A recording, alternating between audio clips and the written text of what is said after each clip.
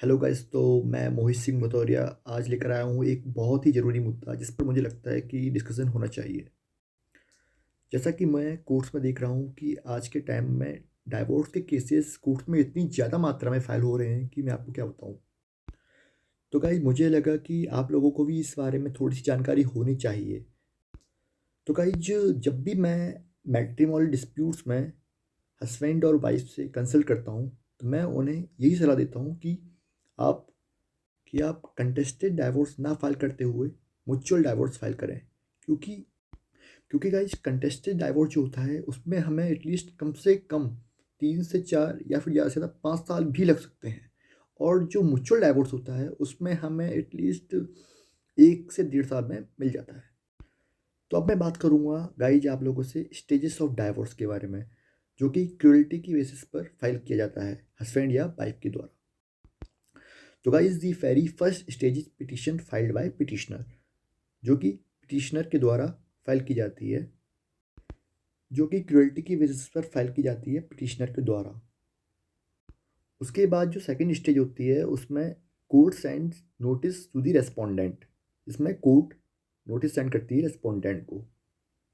So now the next step is respondents reply the petitioners petition, जिसमें कि respondent जो होता है वो पिटिशनर के द्वारा जो पिटिशन फाइल की गई है, जिसमें कि क्रूअल्टी के बेसिस पर उसने अपनी पिटिशन फाइल की है कोर्ट में, उसका रिप्लाई किया जाता है रेस्पोंडेंट के द्वारा। उसके बाद जो फोर्थ स्टेप होती है वो होती है रिजॉइंडर, जिसको बोलते हैं रिजॉइंडर, जिसमें कि जो कोर्ट होती है वो पिटिशनर से पूछती है कि अगर आप जो रिस्पोंडेंट ने रिप्लाई किया है उसका भी आप अगर कोई रिप्लाई करना चाहें तो आप उसका भी रिप्लाई कर सकते हैं, जिसको बोलते हैं रिजॉइंडर। तो गाइस जो अब जो नेक्स्ट स्टेप आती है वो आती है पिटिशनर के एविडेंस की। तो इस स्टेप में पिटिशनर जो होता है उसको अपना एविडेंस सबमिट करना होता है कोर्ट के अंदर।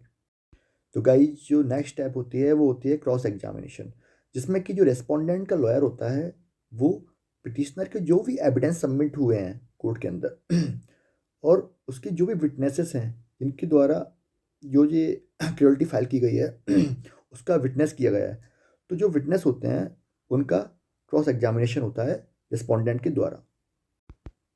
तो गाइस जो नेक्स्ट स्टेप आती है वो आती है रेस्पोंडेंट के जो भी विटनेस होते हैं उनकी क्रॉस एग्जामिनेशन की।